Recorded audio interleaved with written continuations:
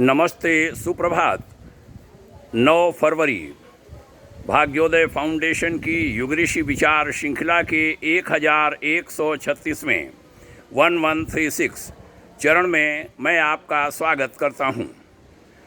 पूज्यवर आचार्य श्री राम शर्मा जी, जो आचार्य विनोबा भावे के बहुत बड़े प्रशंसक थे, उनके साहित्य संसार से आज पतंजलि योग का तत्वदर्शन के पृष्ठ 28 से विषय उद्धृत कर रहा हूँ।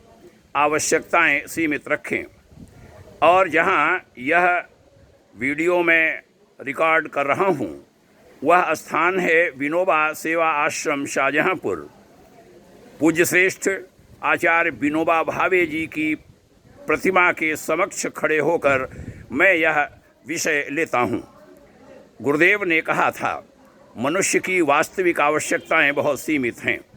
पेट भरने को रोटी, तन ढकने को कपड़ा और रहने को छाया का प्रबंध कर लेना इतना कठिन काम नहीं है जिसके लिए दिन रात लगा रहना पड़े और फिर भी पूर्ति न हो पाए। वस्तुतः यह सारा प्रबंध कुछ ही घंटे परिश्रम कर लेने पर संभव है।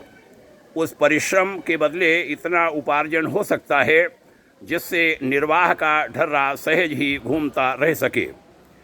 अपने परिवार को भी यदि स्वावलंबी और सुसंस्कारी बनने की आरंभ से ही प्रेरणा दी जाती रहे तो वे भी कुछ ही समय में अपने पैरों खड़े रहकर जीवन की नाव को अपने बलबूते खींच सकने में समर्थ हो सकते हैं। संतानोत्पादन के कुचक्र में जानबूझकर पैर न फंसाए जाएं तो पति पत्नी का जीवन एक दूसरे की सेवा सहायता करते हुए बड़ी प्रसन्नता और सुविधा के साथ बीत सकता है। आफत तब आती है जब बच्चों को सुयोग्य बनाने के लिए आवश्यक धन, समय और वातावरण न होने पर भी आंखें बंद करके प्रजनन में प्रवृत्त रहा जाता है और इतना भार सिर पर लाद लिया जाता है, चढ़ा लिया जाता है, जिसे बेढंगे तरीके से ढोते रहने में सारी जिंदगी बीत जाती है। फिर भी अपने को बच्चों से और बच्चों को अपने आप से असंतोष ही बना रहता है।